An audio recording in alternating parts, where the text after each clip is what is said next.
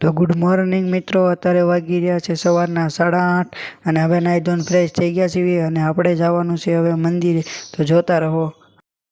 હવે પરચાદી બની ગઈ હતી અને હવે વારવા જવાનું હતું મંદિરે, તો તમે જોતા રહેજો અને લાઈક કરી નાખજો અને સબસ્ક્રાઈબ કરજો।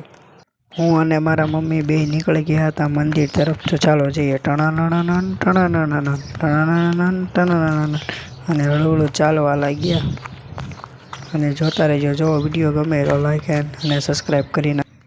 તો આપણે પછી શ્રીફળ લઈ અને નીકળી ગયા મંદિર તરફ।